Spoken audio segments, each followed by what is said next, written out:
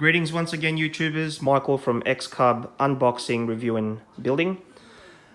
As I promised you, I'll be taking you onto a step-by-step video of where I'm at with the build.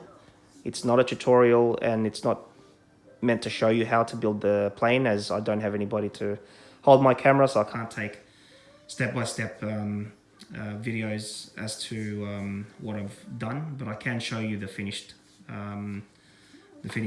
item, obviously, once I've done it. So in this case, every build that I do, I like to test my electronics prior to mounting them on or installing them inside the airframe, because it's easier to know if there's something wrong with your connections, servos, leads, electronic kill switch. It's easier to know if there's anything you need to replace, return or refund before you mount them in the plane, because once they're in the plane, it's not too late, but obviously then you're going to have to find the issue and it's going to be more time consuming, and you may even damage your plane taking something out that wasn't supposed to be taken out in the first place. So in this case, I've connected up all my servos to the battery, the receiver, connected the optical kill switch onto the receiver and also the harness switch, and then connected the CDI onto the motor. So it's going to give me a spark to show you guys that the motor will at least have spark when I try to start it for the first time. As it is with electric or gas flyers, more beneficial for electric flyers to switch the transmitter on prior to the receiver, and that's because you don't want your motor or anything spinning or moving to engage without you having control of it. Control meaning your transmitter, because that's what controls your plane, and that's what controls all your surfaces and your motor. So for safety reasons, please always get into the habit of switching on your transmitter first before the receiver, and then in reverse when you're switching off your model. So that's switching off your receiver first and then your transmitter, because for some models, if something is incorrectly connected, if you switch off your transmitter first, it may engage your motor, it may engage servos, which will deflect in full deflection, which means you'll be more prone to damaging them or breaking them while they're inside your model, which will cost you some money, obviously, to replace a whole servo or a few parts in the servo. So better to get in the habit of switching off the receiver first and then your transmitter, and then when you're switching it on before you fly, switch on your transmitter first before the receiver. So in this case, that's what I'm going to do. First, the reason why you want to switch on your transmitter first is to verify that you've selected the correct model in your model list. In this case, the DX9 holds significantly a lot of models. I think up to 50 or 150 even, I'm not sure, never tried because I only own 2. But in this case, I need to verify, first of all, that it's the Xcub, because that's the plane I want to activate. And also name your planes in your transmitter. All transmitters have, or most transmitters will have a section in there where you can change the name of your model.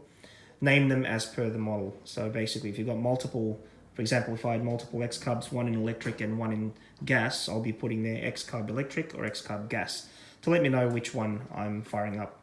So in this case, I've verified it is the Xcub. I only have one Xcub, so it's just Xcub. So after that's verified, make sure your sticks are in the neutral position, but your throttle lever or throttle stick is in the down position. So the lowest position that you can go, which is full down deflection on the sticks.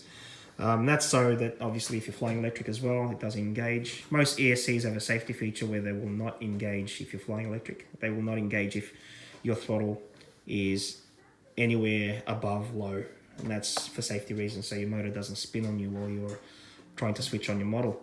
So in this case, lowest possible position, then switch on your receiver. Now I have connected up everything that I'm going to be connecting up to this plane at present. That is my optical kill switch, my harness switch for my optical kill switch. So there's 2 ways of actually killing my motor, and that is something that you need if you're going to be flying in a club. They want 2 real ways to kill that engine while you're on the ground. So it's the harness switch is meant to be mounted on the outside of the airframe where you can easily reach it in case your optical kill switch does not function properly.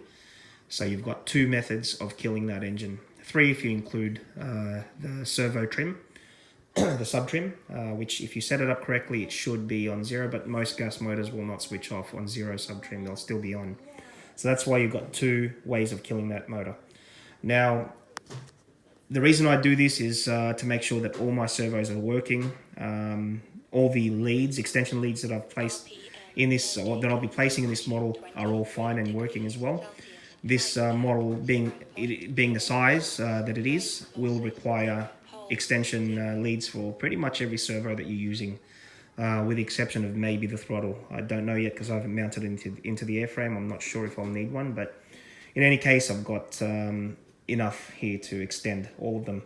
So the servos that I'll be testing first are my ailerons, which are these top left and right. So full deflection of the sticks left and right is what you want to do of any servo that you're testing. So in this case, the servos left and right, so they work, and they're spinning freely, and there's nothing that sounds out of place or out of order. The next one I'm going to test, being that I'm still in the wings, is the flaps. Now I've set my flaps onto the left side lever here, which is I think B. No, not B, sorry. It's not labelled, but in any case it's this switch. It does have 2 settings, which is takeoff and landing, so 1, 2. In that case, I'll show you the servo. Takeoff, landing, takeoff, 0. And then that coincides with a mix on the elevators, because on this plane it'll require negative elevator when you activate your flaps. So it's got a little bit of negative elevator mixed in. And because I'm on the elevators already, might as well test them. Make sure they're spinning freely.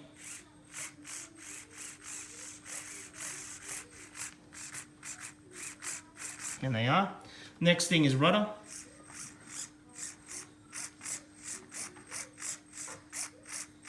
So they're all spinning. And then the last one is throttle. So they're all the servos, they all work, and then spin them up all at the same time. All I'm doing is full circles on the sticks. And then my flaps. And they're working. So after that, next thing you want to see is obviously, or before you actually start your aircraft, you want to make sure that the receiver and all satellites are not blinking, meaning the LED lights that you see there are all solid. So they're all solid, making sure that they're all on, correctly connected, and that they're all functioning.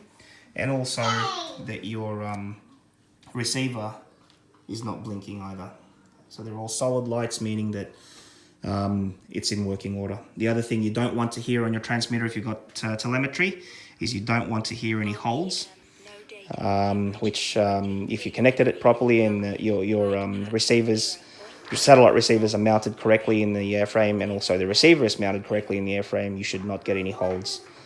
At the moment it's not showing any, which I can go on to the telemetry.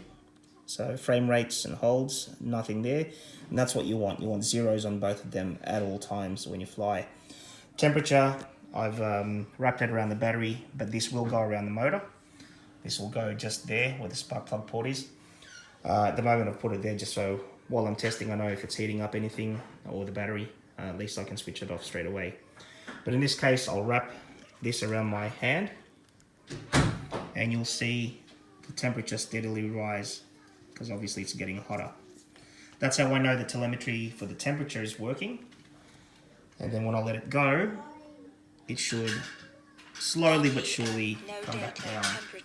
The other thing that you want to make sure, once I haven't connected the voltage meter yet, voltage sensor, so that's not showing anything, so it's 0 at the moment. It will be connected once I receive my new batteries for this plane. At the moment I'm using the batteries from the Xcub, which I've never connected the voltage sensor onto. The other thing I've got here will be the RPM.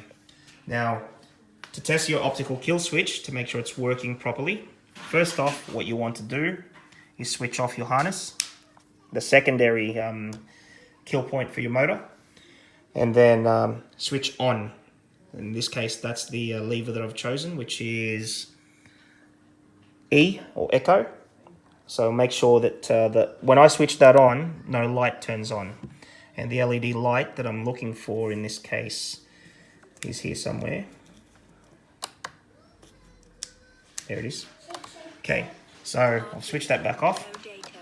So when I switch that on, that light is still off. That's how I know that switch is working. And then if you want to test this harness switch as well, switch it back into the on position and then activate your motor. So that's showing me that I'll be getting spark when I try to spin the engine. Okay, so to test it again in reverse, switch on your optical kill switch, and then to make sure this harness switch is working, switch it off. So that's your 2 ways of killing a gas motor. And if you are going to join a club, they will want to test that before they even let you fly to make sure that that switch works, that harness switch works, and also your transmitter kill switch works. Now the kill switch you'd want to mount somewhere outside the airframe, so somewhere around here in the front, or here, or here. I'll be mounting it there so it's away from the engine. The reason for that is if you need to, in an emergency, kill the motor, it doesn't happen often, but if you drop your transmitter, for instance, or if the operator of the aircraft is incapacitated for whatever reason, somebody out there on the field can easily go behind the aircraft and switch off that motor just by flicking that switch, which should be located somewhere on the fuselage. Your spotter needs to know where that kill switch is, so if you fly at a club, you will always have a spotter with you. Unless you're by yourself, obviously, but it's for safety reasons, they encourage you to always fly with a spotter, especially if there's multiple people in the vicinity of the club. Always let your spotter know where that kill switch is. Therefore, if there's something that happens to you or you drop your transmitter, he can easily, or she can easily run to the aircraft if it's within reach to deactivate that plane or to switch off that engine. The other thing you want to look for if you do this stage first is switch on the engine, so completely on, and test for a spark in your spark plug. So the spark test is fairly simple to do. You just basically just put the spark plug in, and then if that red light's on, it means that you should have spark. And to test it, all you need to do is find the magnet on your engine, which is there, and when it passes that that black sensor there, it should give you a spark.